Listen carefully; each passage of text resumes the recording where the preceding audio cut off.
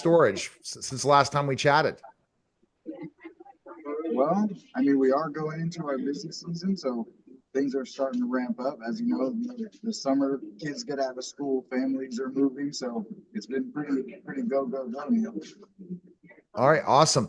Now, Tom, we're talking about how you guys are different in a way that you do long moves. Explain how you're different to do a long distance move, not just local.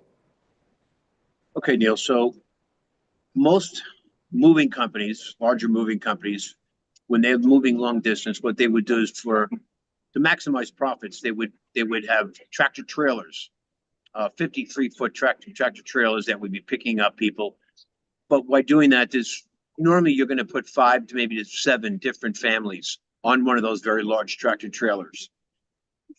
If per se you are the first shipment that goes on that tractor trailer, theoretically you're then going to be the last one off, because that's how they would set it up for logistics. There are times that these clients can wait upwards of 2 weeks for their stuff. Sometimes these companies will tell these clients fibs about when they're going to get their stuff. And then as time goes on, then the clients start hearing different stories about the truck broke down and, other excuses for why they're not getting their stuff in time. Meanwhile, they're either sleeping on carpets, they're in a motel somewhere, accruing financial monies that they shouldn't have to be spending. What we do differently here is that we primarily use 26-foot trucks that normally can hold a full household. And we can load them in one day, depending on how far it is. But normally within 2 days, that shipment is there at their doorstep in 2 days. And that's the difference with what we do. We do direct service with our company. Okay. And Mike, that kind of separates you local as a local business mover, because a lot of them just only do local moves, right? The local guys. Yeah, so there's a mix. There's a lot of guys in our area who strictly do locals.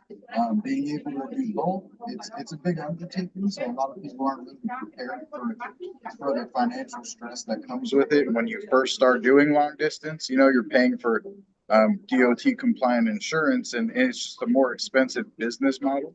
So a lot of guys will get into the game just doing locals. And, when you start doing long distance, you have to ramp up. You have to get that word out that you're now doing interstate moves as well. So there's a lot more pieces to the puzzle that way.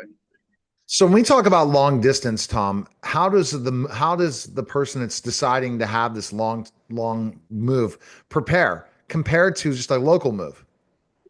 Well, so one of the things they prepare is that when we go and sell the move to them, normally we do everything we can to go on site, put eyes on it, so that we can look everything over to make sure that the price that we give them is going to be an accurate price on the day of the move.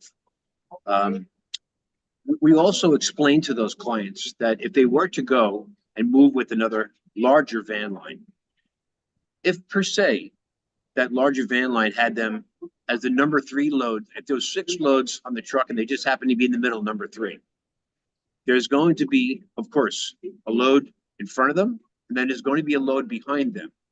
We try to make sure the customers know that there's always that possibility that one of those shipments could be somebody who doesn't have clean facilities at their home and could possibly have cockroaches. And you have that intermingle now. So your load is mixed in with somebody else's who could possibly have inside their boxes and what have you, their furniture, cockroaches. So that's one of the reasons why we try to get our clients to understand that they deal with us. They're the only shipment on the truck. It's exclusive use, and they never have to worry about that. And to go to your question, we regardless of what their needs are, we can make sure to educate them. Is there any other question that you have? No, that's great. You answered a great question. So now, yeah, Mike, when you talk about answering the phone call and setting up that call, what are the biggest? I love the whole ideas you talked about talking about last time. Tips about boxes, about different things. The stress of a move. We haven't discussed the mental health process. I remember the last move. It was really, really stressful. Explain how doing it yourself, how bad it's going to be to recover from something than hiring someone like you. So there's a couple aspects to that. I mean, if you're hiring a good reputable company to do your move, of course that stress level is going to be lower. If you know your price, we come out and put eyes on it. You know your price, it's not going to change. That's a big one that comes up for people is price changes can lead to extended stress on the move, of course. So we come out. One thing I like to bring up when it comes to that is know the floor plan of your new house. You know, take a look. Is that piece, is your giant entertainment center wall unit, is that going to fit where you want it in the new house? Because we get there, our guys are offloading it. You say the entertainment center goes right here, but then it's not going to fit. That ball of stress just starts rolling, and it's going to be hard to get it back in check. That's great to think about, but you guys definitely take the load. So, Tom, next time I move, when I do move, I am hiring a company. Bottom line, or you're going to be coming out to do my move, right? Right, Tom? Either myself or Mike. Okay. Or sometimes both of us. Or who knows?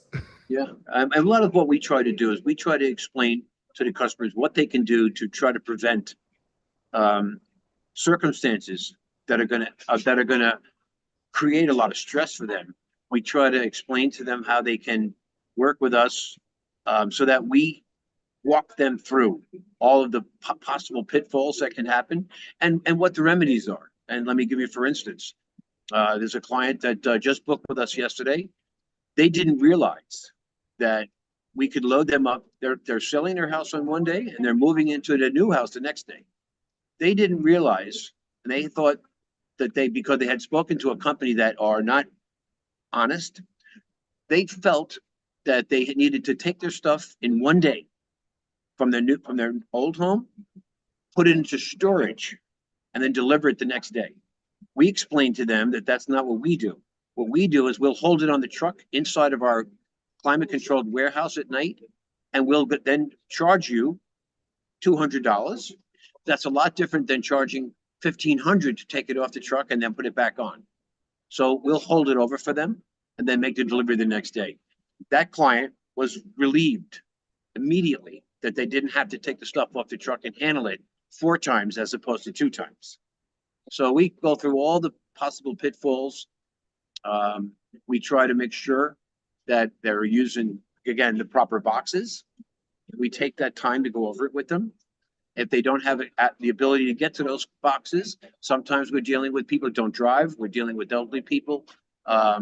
We will go out and we'll get the boxes for them and we'll deliver those boxes prior to with the proper tape, with the proper packing materials, bubble wrap, what have you, so that they get it and we don't charge them. If they don't have the ability to get it themselves, we'll drop it for them well before so that they have ample time. All right, Mike, let's kind of finish up with your work with veterans and how touching it's been giving back. That's why the name's Sergeant Moving and Storage. Yeah, so I mean, lately we've made some new connections with a couple different nonprofit organizations. I don't want to get too into it yet until some things start rolling, but I'm definitely really excited to see where they go. One organization I spoke with, I'm actually going to see if they want to come on this podcast with us because she's actually invited us onto her podcast. So there's some big things in the works. And, you know, I'm named after my grandfather who was a veteran. I've worked in facilities that helped homeless and addicted veterans. So it's really important to me to try to give back to that community. So I'm really excited about some things we have in the pipeline right now.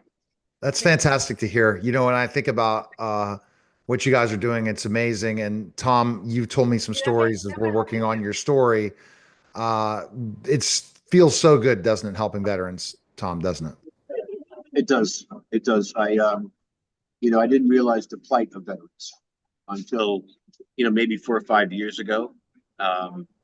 It took me, it's one of the reasons when I realized that these veterans are going through this country, it's actually the reason, the impetus that I created to build this company, to go out and help veterans, hire veterans, and then go out to help veterans and not go out and tell veterans you're going to give them a 10% discount when some of the companies we found do this because their rates are listed in your tariff as a moving company.